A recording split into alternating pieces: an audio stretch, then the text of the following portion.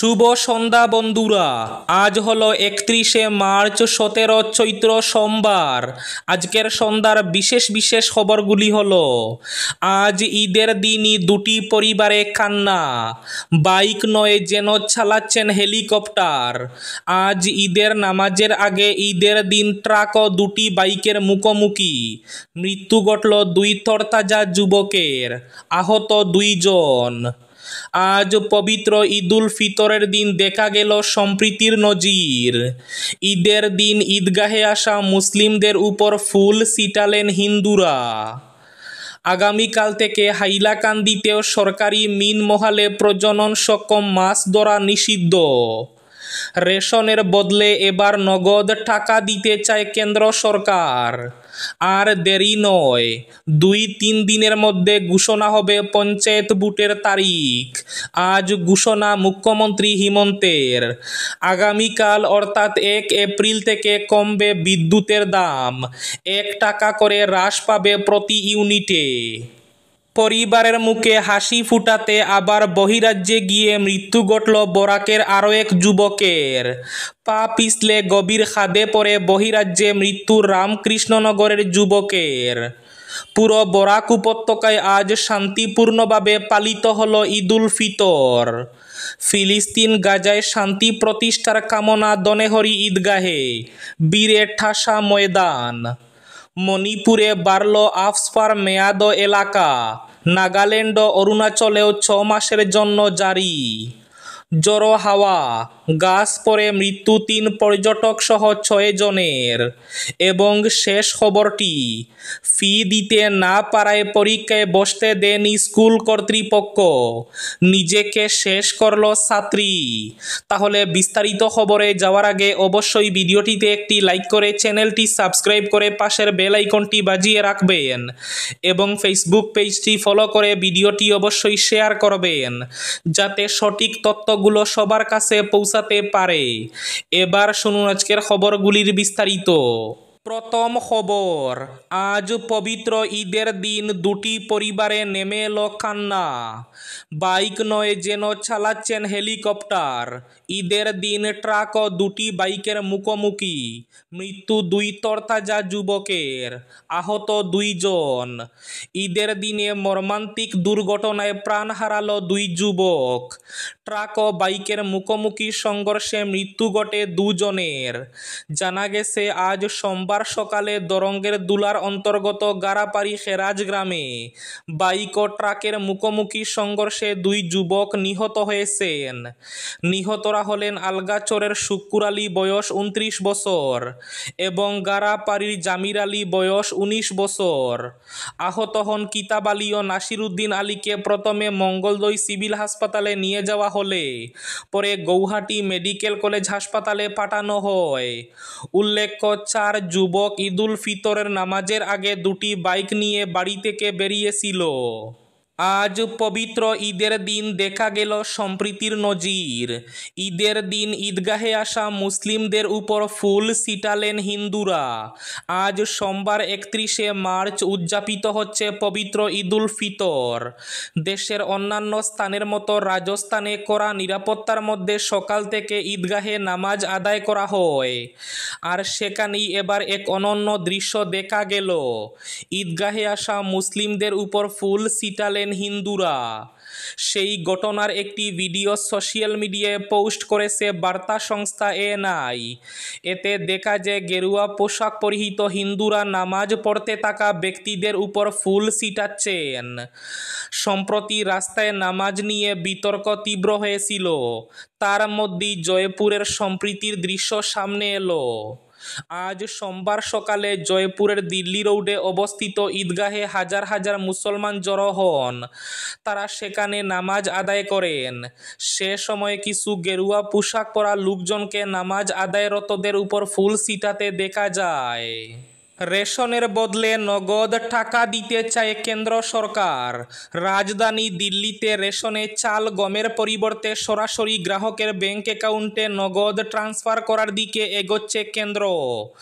দিল্লিকে সামনে রেখে প্রথমে দেশের কেন্দ্রশাসিত অঞ্চলগুলিতে, পরে ধাপে ধাপে তা দেশের অন্যান্য রাজ্যগুলিতে চালু করাই কেন্দ্র সরকারের লক্ষ্য। কেন্দ্রের এই পরিকল্পনা আগেই জানা গিয়েছিল। তারই পাইলট প্রজেক্ট হিসাবে কেন্দ্রশাসিত চণ্ডীগড়, পুদুচেরি এবং লাক্ষাদ্বীপের কিছু অংশে সেই ব্যবস্থা চালুও হয়েছে। ফি দিতে না পারায় পরীক্ষায় বসতে দেয়নি স্কুল কর্তৃপক্ষ। নিজেকে শেষ করল ছাত্রী। মাত্র 800 টাকা দিতে না পারায় বার্ষিক পরীক্ষায় বসতে দেয়নি স্কুল কর্তৃপক্ষ। শুধু তাই নয়, টাকা দিতে না পারায় সহপাঠীদের সামনে চরম অপমান করে বলে অভিযোগ। সেই অপমান সহ্য করতে না পেরে নিজেকে শেষ করল এক ছাত্রী। ঘটনাটি ঘটেছে উত্তরপ্রদেশের প্রতাপগড়ের একটি স্কুলে। ছাত্রীকে নিজেকে শেষ করার প্ররোচনা দেওয়ার অভিযোগে স্কুলের প্রধান শিক্ষক সহ আরও বেশ কয়েকজনের বিরুদ্ধে থানায় অভিযোগ দায়ের করেছেন মৃতার পরিবার। জানা গিয়েছে, উত্তরপ্রদেশের প্রতাপগড়ের অতি নিম্নবিত্ত পরিবারের মেয়েটি শনিবার গিয়েছিল বার্ষিক পরীক্ষা দিতে। পরীক্ষা দেওয়ার আগে সেও আরও বেশ কয়েকজন সহপাঠী প্রধান শিক্ষকের কাছে গিয়েছিল অ্যাডমিট কার্ড আনতে। অন্যদের পরীক্ষায় বসার অনুমতি দেওয়া হলেও সেই ছাত্রীকে পরীক্ষায় বসতে না দিয়ে অপমান করে তাড়িয়ে দেন স্কুলের ম্যানেজার সন্তোষ কুমার যাদব, অফিসার দীপক সরোজ এবং অধ্যক্ষ রাজকুমার যাদব সহ বাকিরা।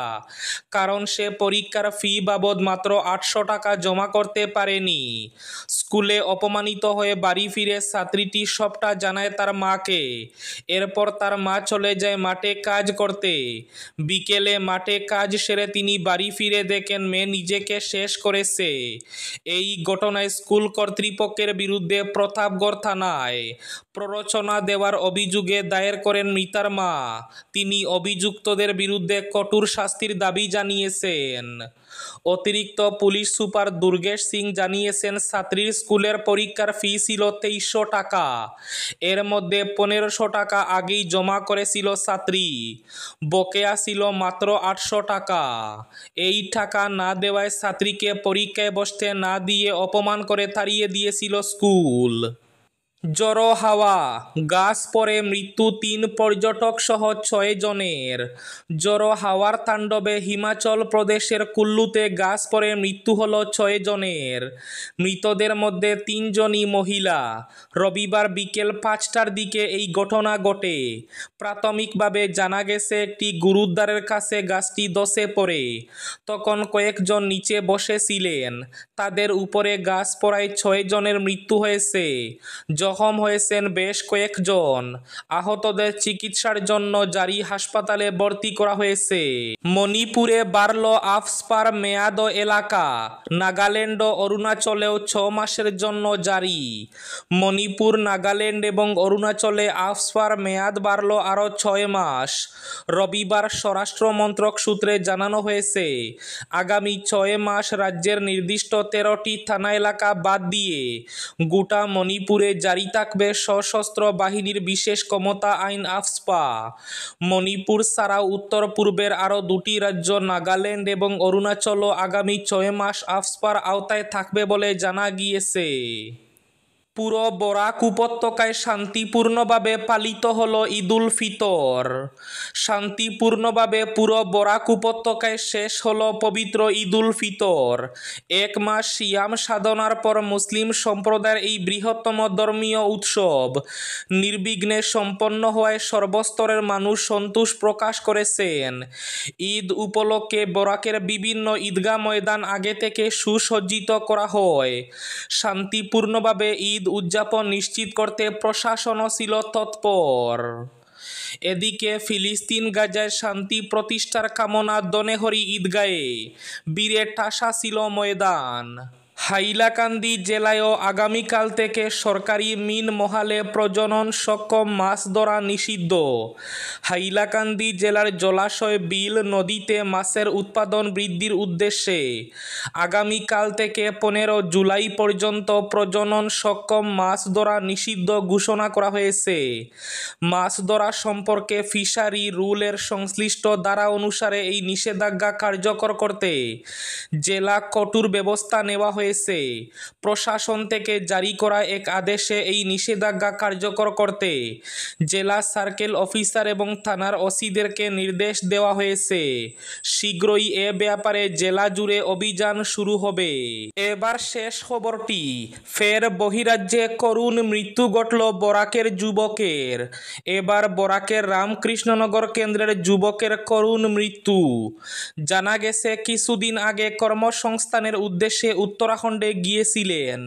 শ্রীভূমি তথা করিমগঞ্জ জেলার রামকৃষ্ণনগর বিধানসভা কেন্দ্র এলাকার পাটাখাউরি তেরাসরা গ্রামের হতদরিদ্র যুবক উৎপল দাস। সেখানে রেললাইন স্থাপনের কাজে শ্রমিক রূপে কর্মরত ছিলেন ওই যুবক। সমতল এলাকার বাসিন্দা ওই যুবক কর্মস্থল দেবপ্রয়াগের পাহাড়ি উঁচু নিচু রাস্তায় হেঁটে যেতে পা পিছলে গভীর খাদে পড়ে যাওয়ায় ঘটনাস্থলে মৃত্যুমুখে পতিত হন। এই ছিল আজকের সন্ধ্যার বিশেষ খবরগুলি। ভিডিওটি অবশ্যই লাইক করে শেয়ার করে দেবেন।